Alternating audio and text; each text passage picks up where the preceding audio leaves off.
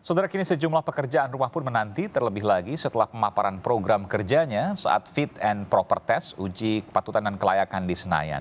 Bagaimana gebrakan Polri di bawah Jenderal Polisi Listio Sigit Prabowo? Kita bahas bersama Direktur Amnesty International Indonesia, Usman Hamid, serta ada anggota Komisi 3 DPR yang juga menjabat sebagai Wakil Ketua MPR RI dari fraksi Partai Kebangkitan Bangsa PKB, Jazilul Fawait. Selamat malam, Bapak-Bapak. Selamat malam, Ya. Saya ingin kemudian ke Bung Jazilul dulu. Apa yang kemudian bisa Anda sampaikan hari ini kita sudah punya Kapolri baru, Jenderal Polisi Listio Sigit Prabowo? Pertama kita menyampaikan ucapan selamat dan Pak Jenderal Listio Sigit Prabowo Ya. adalah kader terbaik kepolisian yang diangkat oleh Presiden dan disetujui oleh DPR. Itu memang aturannya seperti itu. Nah, kemarin waktu fit and proper test, Pak Kapolri yang baru ini menyampaikan sesuatu yang menurut saya bagian dari tindak lanjut dari tema dan pekerjaan dan kebijakan yang lalu, tetapi di sini mengangkat tema dengan presisi, transformasi presisi. Predictable, responsibilitas, dan transparansi berkeadilan. Jadi tadi yang ditayangkan oleh Kompas TV 3 minimal yang dicatat. Ya. Pertama meningkatkan e-tilang, itu artinya ada transparansi ketika penilangan. Yang kedua menyangkut PAM Swakarsa. Oke. Ini banyak polemik, tetapi Banyak apanya Pak Jazilul? ada polemik karena PAM Swakarsa ini masih menyisakan trauma masa lalu kalau menggunakan istilah PAM Swakarsa. Tahun 1998 yang digunakan untuk melawan pendemo pada waktu itu. Setahu saya ketika beliau menyampaikan fit and proper test, itu bukan secara khusus mengatakan PAM Swakarsa, tetapi melibatkan masyarakat dalam jejaring Kamtibmas. Ini yang disebut predictable. Agar apa? Agar kepolisian bisa memprediksi kerawanan-kerawanan, ancaman-ancaman Kamtibmas. Dengan apa? Melibatkan jejaring masyarakat. Iya, kan perkapnya peraturan Kapolri ini bukan peraturan Kapolri yang baru, tapi yang lama yang menyebutkan bahwa pengamanan Swakarsa. Benarkah demikian? Kemarin Pak Kapolri tidak menyampaikan pengamanan Swakarsa begitu.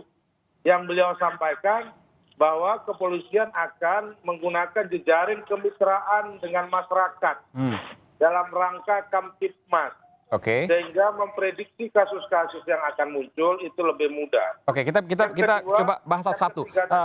Soal PAM Swakarsa ini, misalnya tadi Anda katakan, apa yang Anda katakan pro dan kontra? Dan posisi Anda di mana PKB?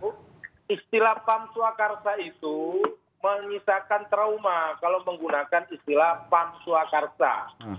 Saya berharap menggunakan istilah yang lain. Tapi tetap membangun kemitraan itu penting dan itu yang disampaikan. Oke, baik. Jadi soal istilah saja ya Pak Jazilul ya. Ya soal istilah saja, tapi niatnya, kerjanya nggak ada masalah. Karena harus ada kemitraan dengan masyarakat. Kurang lebih begitu? Betul, karena tema yang diangkat adalah predictable. Tapi kalau melihat rasio jumlah kepolisian dengan jumlah penduduk Indonesia sangat jauh. Nah, kalau tidak menggunakan atau melibatkan kemitraan dengan masyarakat, tentu yang disebut predictable nggak akan terjadi. Baik. Tetapi sekali lagi Pak Iman ya, pola kemitraan ini jangan digunakan untuk kepentingan politik tertentu atau kepentingan tertentu. Tetapi khusus untuk kepentingan keamanan dan ketertiban masyarakat. Dan bagaimana menjaminnya? Tentu itu menjadi pertanyaan saya ke Bung Usman Hamid. Anda sepakat apa yang disampaikan oleh Bung Jazilul bahwa PAM Swakarsa nggak ada masalah, hanya namanya saja perlu diganti, tapi fungsinya udah baik kok. Nah, memang ini ada dua tafsir ya. Yang pertama merujuk pada pernyataan Pak Listio secara lisan yang memang problematik ya. Misalnya Pak Listio mengatakan ke depan tentunya PAM Swakarsa harus lebih diperan aktifkan dalam mewujudkan Harkamtibmas. Jadi kita hidupkan kembali. Jadi pertama Pak Listio memang menggunakan istilah PAM Swakarsa.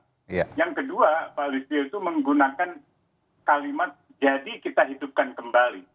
Nah, mereka yang pro mengatakan bahwa itu sesuai dengan Undang-Undang Kepolisian Negara menyangkut peranan kepolisian di dalam katakanlah satuan-satuan pengamanan swakarsa, pasal 3, pasal 14, pasal 15. Akan tetapi kalau kita perhatikan Undang-Undang Kepolisian, tidak satupun di dalam undang-undang itu menyebutkan kewenangan Polri atau Kapolri untuk membentuk Pam Swakarsa. Yang ada adalah memberikan fungsi-fungsi pembinaan teknis atau bimbingan teknis, supervisi, dan koordinasi.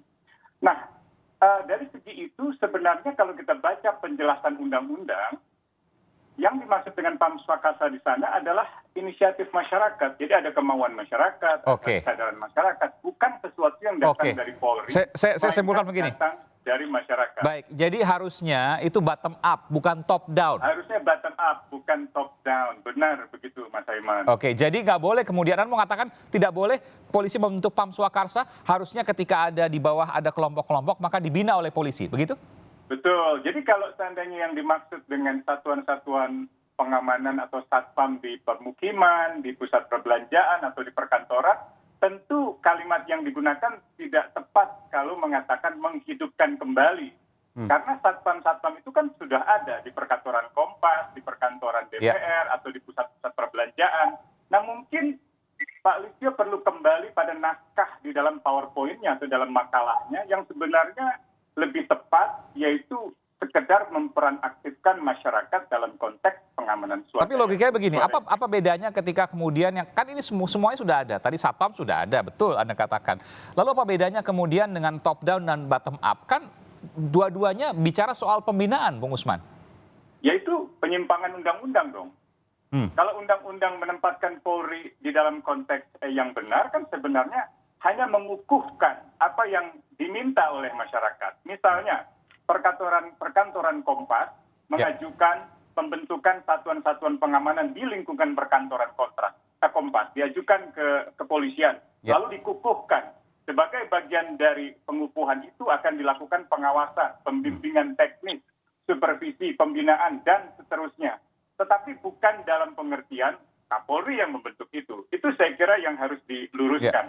Efeknya kalau seandainya Anda katakan tadi melanggar undang-undang atau membentur bertentangan lah kurang lebih dengan undang-undang, apa efeknya? Kurang tepat lah menurut saya. Oh, kurang tepat. Baik, soal pelaksanaan. Jadi kalau kalimatnya menghidupkan kembali itu kan jadi membawa masyarakat memahaminya dengan perspektif sejarah. Karena menghidupkan kembali itu berarti membuat hidup sesuatu yang tidak hidup.